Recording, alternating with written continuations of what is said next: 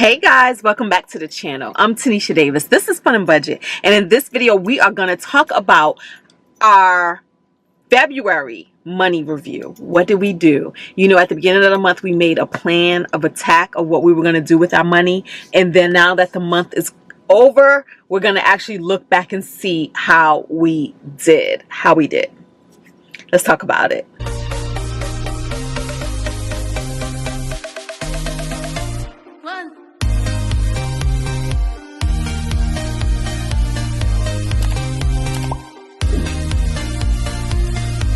So on this side of the paper is what I said. This is what I projected I would make. This is what I projected I would pay. This is what I projected I would spend.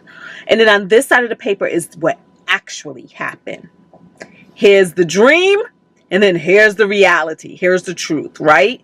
And then if it's highlighted in pink, it means I did better than I expected. And if it's highlighted in blue, it means I actually spent more than I expected, or I did not budget for it at all. See, because guys, the plan is, the idea is to try to, the idea isn't we're not spending. The idea is we're trying to plan for our spending, okay? Like if the month comes up, we're trying to take a mental picture of that month and say, hey, are there birthdays? Well, let me set this much aside to cover that. Is there any events I plan on doing? Let me set this aside for that. But we all know a month is going to be a month, and things are going to pop up. Things are going to happen that we cannot plan for, that we do not foresee. So that's what this says. So if it's in blue, I either didn't foresee it or I just did what I wanted to do and went out in them streets and was grown. Okay, let's talk about it, y'all. So I had said at the beginning of the month that I was going to bring home $12,580. Guys, I actually did way better than that. I had a lot of things that came through that month. And so I actually brought home, and this is what hit my bank account after taxes, $16,410. This is how I spent it. Okay. HOA, I did $105 there. The gas bill, I said $202, and this was based off of what it was the previous month. And it came in a little better. It came in at $198, okay? Electricity, I said $205 based off of the previous month, and it actually came in higher at $230, so it gets a big fat blue highlight. The cell phone, and this is for 3 phones, $211. Guys, this is another one of my projects. I want to actually call or look into my cell phone plan and see if we can do better. I'm pretty sure we can, because guys, I talked to Verizon, and even Verizon has a cheaper plan. The reason why I'm not going to go with Verizon is because Verizon's plan, they told me it was going to be like about $140, and I think that would be including taxes, right? $140 a month. However, they don't have an international phone plan. Now, with their international plan, they said when I travel, it can be $10 a day for travel. Now, guys, if I'm out the country for 30 days, that's $300. So, therefore, I kind of said, with the way I travel internationally, messing around with Verizon, my bill will be equal to what it is now. That's $211 or higher. So therefore, that's not a good deal for me. T-Mobile and Sprint international phone plan is included in that rate. So as much as I'm out the country, it doesn't cost me anything more to use my phone internationally. Now, not with phone calls, but who makes phone calls anyway? But it's unlimited text and data. And of course, with things like WhatsApp, with Skype, with Facebook Messenger, you can actually call people using Wi-Fi or using what is it? It's like voice over IP. Is it voice over IP? I don't know. Probably not. But the point is, it's not using the phone line connection. Okay, it's using internet. So it's making phone call over the internet, which is free. So that's why I'm gonna just check with who I know, T-Mobile and Sprint, and see if I can get a better plan, because I did have this plan for a minute, and that $211 does not include me paying on phones. All the phones are paid for. Okay. Internet, $85. Now, I did call the internet, and we're going to see that reflected in my March budget. We did get that down by $20, guys. Again, at least once a year, call your major providers, internet, cell phone, cable, whoever, and see what plans they have out there, see what deals they have out there, see what discounts they have out there. Keep checking in with them because they're not going to check in with you, okay? Home security system, $54, and I call them, and my plan isn't up until June of 2024, so we're stuck with them for now. Housekeeping, $180. Insurance, and this is for my car, and this is also for my home insurance, and this is also for somebody else's insurance that I pay the bill for every month, $340.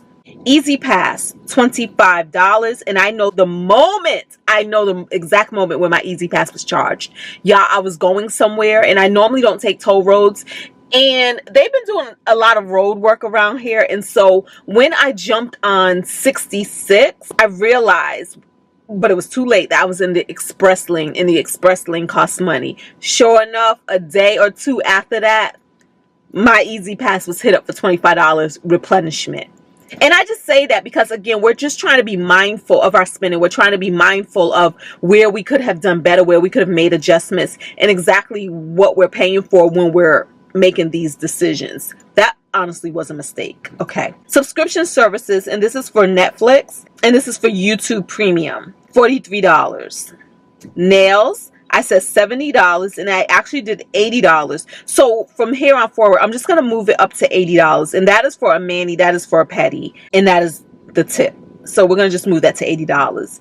Lashes, I think we're probably going to do the same. We're just going to move it up. Lashes, I said $115, and I actually paid $123, but that's because I got a lash bath. But the thing about it is I got these lashes done, and they're already gappy already. And what I did is I just went with who they had available. The person who I like, she's actually a master lash technician. And so she cost an additional $20. And I was like, I don't need to do that. But guys, I think I'm going to do that because whenever she does my lashes, I have no problems with them. They are full. They're not gappy. And they actually look like I had my lashes done. So I'm just going to pay that extra $20 and request her. She's going to be my person, and that's going to be what it is. So I'm going to move that up in my budget, right? Travel. Now right here, I set aside $1,000 for travel. On this paper, I decided to give it a name. 7 Springs Snowboarding with my son, okay? I actually went over that. I spent $1,174. This is getting a blue. Even though in the moment I made decisions like, yo, I'm just doing it, like a hot tub. We paid $50 for a hot tub for 30 minutes. I chose to do that. I don't regret doing that. We had dinners. At one dinner, he asked me if he could get the filet mignon, which was a more expensive line item, and I allowed it. So there were some things that we did that I paid more for. Rental boots, you know, we could have did better getting his rentals, but we didn't. And so that's why that's getting a blue, because there were things that could have been done better, and either I YOLO'd it or I just didn't properly prepared. So $1,174 I spent doing that. And this 7 Springs snowboard trip was also my son's birthday gift, because his birthday is this month in March. 401k, $1,580, and I do need to increase that, but right now I sent $1,580 to that. And health spending account, I set $200, and I need to increase that as well. Savings. Now we're gonna ignore what it said, because before it said $1,530 for savings, but that was a combination of savings and gifts. Okay, now just isolating this out to savings by itself, I saved $686. Guys, I'm no longer saving. I don't have a savings goal. But that $686, what that does is I set it aside so that at the end of the year, actually twice a year, it can take care of my property taxes. Not my taxes on my house. I mean, not my taxes on my income and all of that, like, you know, end of the year taxes, but mainly my property taxes. So that's why I do save a minimum every month to take care of that expense. Okay, so it's more like a sinking fund. I know a lot of you out there do sinking funds. So this will be my version of a sinking fund. The fact that I know that this big bill comes up usually about $3,000 or more twice a year, and so I want to have the money set aside for that. Mortgage, $1,536 went to my mortgage, and then y'all know, we have that stretch goal, that long-term goal of paying off this house. And so in order for me to do that, I try to send extra money to my mortgage every single month. This money comes after me living my good life. I decided, I made peace with that's what I'm doing from here on out.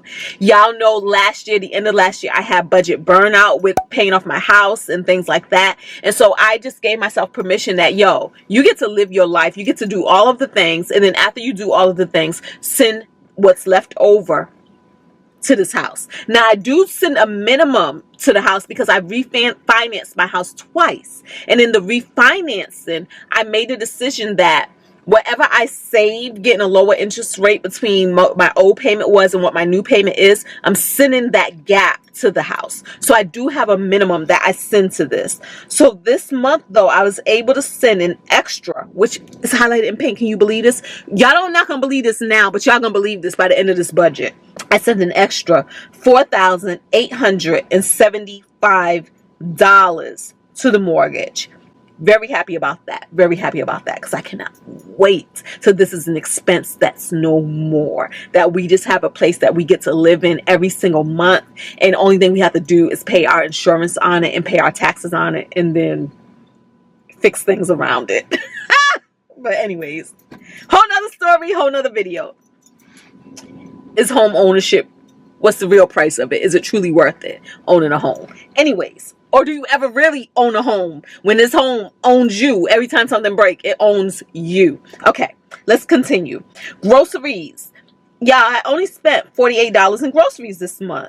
And in that $48, $22 of that was a bottle of wine. But a lot of you know I do have a man. I do have a man thing. And he also buys groceries and food and pays for things too.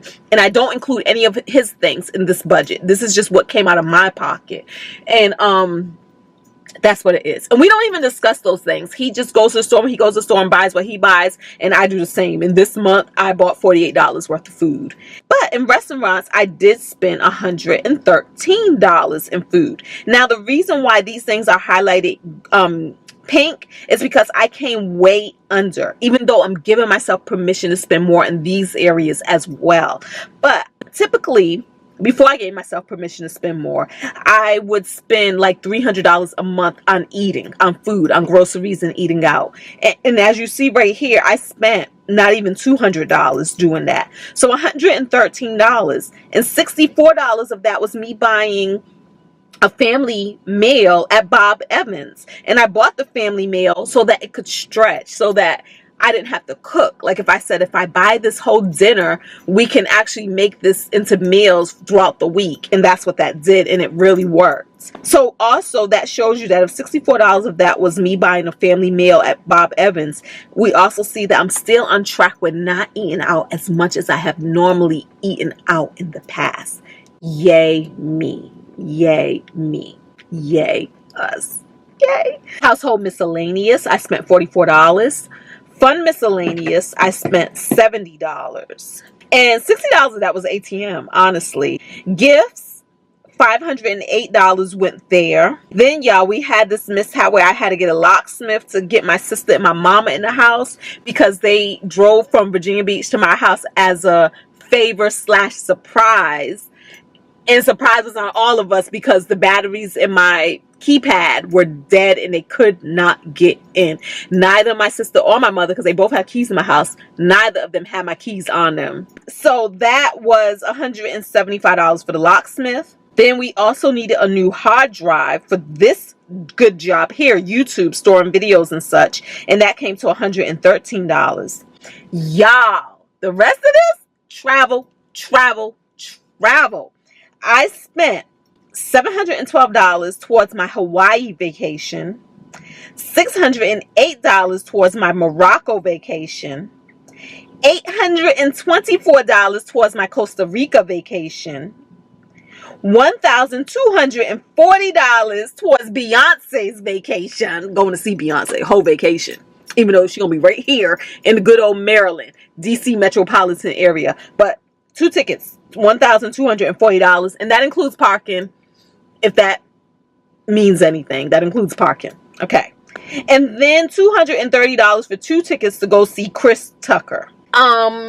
I know a lot of you have asked me some awesome questions on the community tab that I posted. I posted a community comment about if you had any questions on how I travel, vacation, things like that, because I know that there was a lot of budget questions, and I'm going to make that video. Thank you all for your questions. And if anybody else has any questions, feel free to leave it down here and we'll talk about that. But y'all, that was everything that I put towards vacations. That's why I said when we go back up to the extra mortgage, the fact that I have $4,875 to send to the mortgage, I was surprised because I knew I was going vacation ham. And so this also shows you right here. I do a combination of things when it comes to vacations, towards paying on a vacation as well as paying fully for a vacation. But best believe by the time we go on a vacation, the whole thing is paid for. I never come home and I'm still paying on a vacation that I already took. Vacations are paid for beforehand. And we don't go where we can't afford to go, right? But I think the bottom line is it's not even where you can't afford to go. The bottom line is have a plan. Have a plan. Even if you are going to make payments on it after the fact, have a plan. Just go into it knowing what you're doing and knowing your action. But we'll talk about that more in that video. That's it, y'all.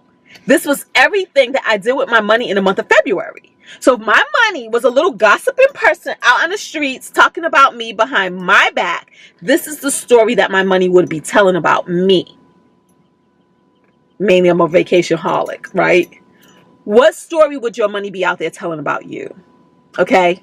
I'm going to see y'all in the next video. Thank y'all so much for being here. Don't forget to thumbs up, subscribe to the channel, talk to me in the comments if you would like, if you want, and I will see y'all next time. Until then, peace. And y'all know we about to make the next video, right? Yeah. Let's do a thumbnail.